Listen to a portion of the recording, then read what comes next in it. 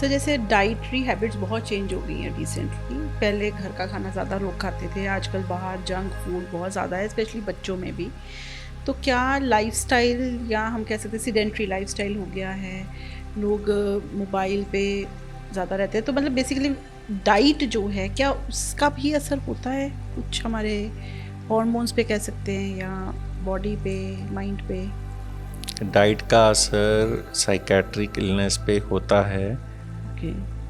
कई तरह से डाइट इफ़ेक्ट करती है माइंड को। वैसे तो कहा जाता है कि healthy mind lives in a healthy body. बिल्कुल। तो जो डाइट बॉडी के लिए हेल्दी है वही डाइट माइंड के लिए हेल्दी होती है। अलग से माइंड के लिए कोई हेल्दी डाइट नहीं होती है। तो बादाम जैसे कहते हैं वो सिर्फ कहावत है। बट हेल्दी डाइट खानी चाहिए। बट आपने पूछा कि कैसे एक जंक फूड डाइट हाँ एग्रेवेट कर सकती है। तो ऐसा है कि जंक फूड का मतलब होता है high in processed sugar, salt. हाँ जी। सॉल्ट हाई होता है, फ्राइड फैट्स हाई होते हैं और प्रोसेस्ड शुगर्स हाई होती जी हैं। बिल्कुल। तो इसकी वजह से एक तो जो नॉर्मल विटामिन्स मिनरल्स हैं उनकी कमी हो जाती है। बिल्कुल। उसकी वजह से बहुत सारे सिम्टम आते हैं। लर्निंग में डिफ़िकल्टी आती है, मेमोरी में प्रॉब्लम्स आती हैं बच्चों में, कंसंट्रेशन में कमी आती है। ये सारी दिक्कतें आती हैं। दूसरा क्या है कि जो ये जंक फूड हैं, ये गट के बैक्टीरिया जो होते हैं वो सेरोटोनिन बनने में हेल्प करते हैं। और ये उनको नेगेटिवली इम्पैक्ट करती है, तो सेरोटोनिन नहीं बन पाती। वो क्या करती है सर सेरोटोनिन? सेरोटोनिन जो होती है वो सेरोटोनिन की कमी के कारण डिप्रेशन होता है, आप ऐसा समझ सकते हो। ओके। तो उसकी कॉज है ये। और जो हमारी दवाइयाँ होती हैं वो सेरोटोनिन को बढ़ाती हैं। ओके। तो एक गट बैक्टीरिया जो होते हैं वो सेरोटोनिन बनने में हेल्प करते हैं, तो ये जंक फूड उनको नेगेटिवली इम्पैक्ट करता है।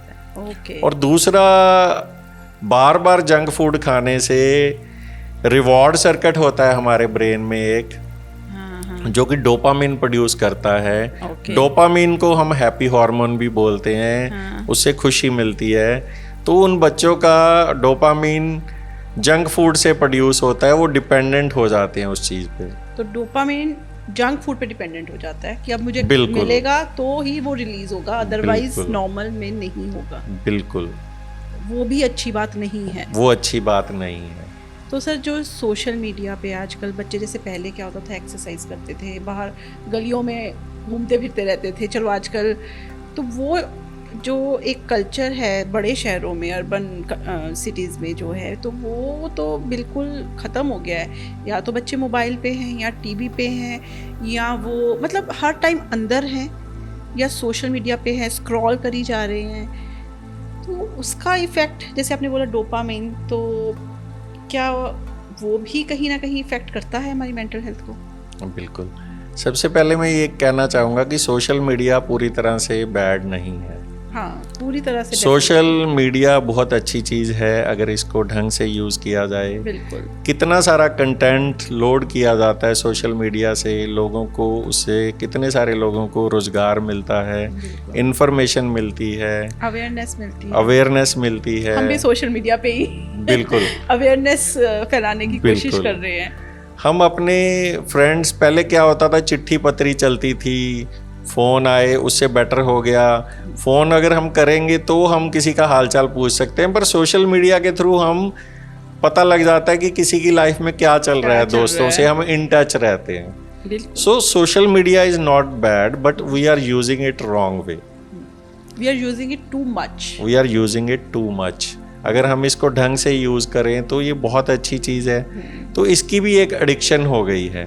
तो इससे भी वही डोपामिन सिक्रीट होता है। डोपामिन, ये बिहेवियरल एडिक्शंस बोलते हैं इनको। अच्छा। एक तो होती हैं सब्सटेंस की एडिक्शंस, नशे की लत जिसको हम बोलते हैं, तो ये बिहेवियर की एडिक्शंस हैं। तो सोशल मीडिया तो परेशान नहीं कर रहा है अगर कंट्रोल में यूज़ किया जाए।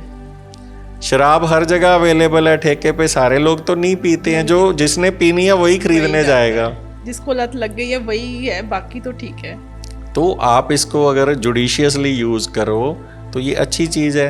रही बात बच्चों की, तो पर एडिक्शन है ये, बिल्कुल एडिक्शन मतलब है। अगर मैं खुद का भी सोचूं, या मेरी एक फ्रेंड थी तो वो कह रही कि बड़े साल की बात है सर, तो वो कह रही है कि मुझे ना फेसबुक की एडिक्शन हो रही है, मैं रात को भी फेसबुक देखती रहती हूँ और मैं क्या करूँ अब कैसे छुटकारा पाऊँ इससे। तो आप एक दो कोई ऐसे स्टेप्स बताइए जिससे कि हम सोशल मीडिया की एडिक्शन से थोड़ा सा उसको कम कर सकें। सबसे पहले तो मैं आपके बच्चों वाले सवाल का जवाब देना चाहता हूँ। तो बच्चों को सिखाता कौन है सोशल मीडिया यूज? पेरेंट्स। तो हम ही लोग सिखाते हैं। बिल्कुल। तो अगर हम कम यूज करेंगे तो बच्चे कम यूज करेंगे। सेडेंटरी लाइफ बच्चों की इसलिए हो रही है कि हम उन्हें बाहर नहीं निकलने देते घर से। Although we are not totally wrong, बाहर का माहौल, हाँ, सेफ्टी पहले जितनी नहीं है, एक्सीडेंट से डर लगता है, पेरेंट्स को लगता है कि और गलत हैबिट्स में ना पड़ जाए।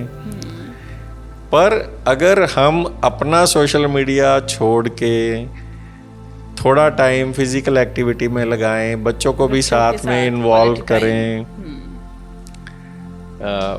रील्स देखने की बजाय, यूजलेस रील्स देखने की बजाय आप इंफॉर्मेटिव रील्स देखो। ऑल्दो वहाँ पता नहीं लगेगा, देखने के बाद ही पता चलेगा कि ये यूजफुल थी कि नहीं थी।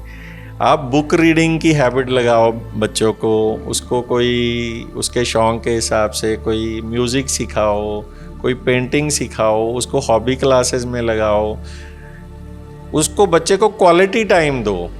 हम अगर उसके साथ भी बैठे हैं तो भी हम बच्चे को टाइम नहीं दे रहे हैं, हम अपने फ़ोन में बिजी हैं, वो अपने फ़ोन में।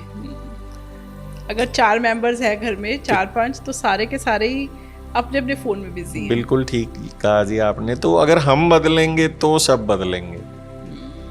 तो हमें एक एग्जाम्पल सेट करनी है, रोल मॉडल बनना है। हम बच्चे को कह रहे हैं झूठ नहीं बोलना, हम झूठ बोल रहे हैं। तो उसी तरीके से अगर हम बच्चे को कह रहे हैं मोबाइल नहीं देखना, बच्चा कहता है मम्मी खुद तो छोड़ती नहीं, मेरे को कह रही है मोबाइल नहीं देखना।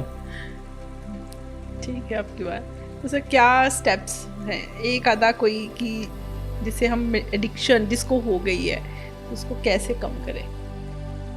सबसे पहला है अवेयरनेस, कि हमें अवेयर होना ज़रूरी है। जैसे आप कह रहे हो कि आपकी फ्रेंड ने खुद बोला कि मुझे एडिक्शन हो गई। जिस भी बिहेवियर को बदलना है पहले हमें अवेयर होना पड़ेगा, एक्सेप्ट करना पड़ेगा कि हाँ मेरे में प्रॉब्लम है, मैं बदलना चाहता हूँ। अगर आप एक्सेप्ट ही नहीं कर रहे तो वो चेंज आ ही नहीं सकता। ठीक है। नंबर 1 स्टेप तो ये हो गया। नंबर 2, जैसा कि मैंने कहा कोई भी चीज़ बुरी नहीं है, उसका ओवर यूज़ बुरा है। तो हमें एक टाइम सेट करना है कि मैं 1 घंटा देखूंगा रोज, मैं 2 घंटे देखूंगा, उसमें टाइमर होता है। ठीक है, उसमें दिक्कत आएगी, जैसे कि नशा छोड़ते हुए दिक्कत आती है, withdrawal symptom in the form of mood changes आएंगे, आ सकते हैं। ठीक है, हो सकता है आपको इरिटेबिलिटी रहे, एंजाइटी रहे, कोई ना कोई सिम्टम आ सकता है, पर आपने उसको डील करना है कि मैंने इसको एक्सटेंड नहीं करना है। मान लो आप 10 घंटे देख रहे हो तो इट इज़ नॉट रीजनेबल कि हम एकदम से उसको 1 घंटे पे लेके आने की सोचें। तो हम सोच सकते हैं कि मैं कल से 5 घंटे देखूंगा। तो वो भी बहुत बड़ी इम्प्रूवमेंट है। हफ्ते 10 दिन बाद हम उसको 4 घंटे कर सकते हैं। धीरे धीरे करते करते हम एक डिज़ायरेबल लेवल पे ला सकते हैं। और साथ में टॉप अप हम कर सकते हैं, जो मैंने बोला, physical activities and hobbies. Physical activities और हॉबीज़ एक्चुअली बहुत ज़रूरी हैं, ताकि माइंड जो गलत सोच से, फ़ोन से थोड़ा दूर होके हम बेटर वे में उसको यूटिलाइज कर सकें।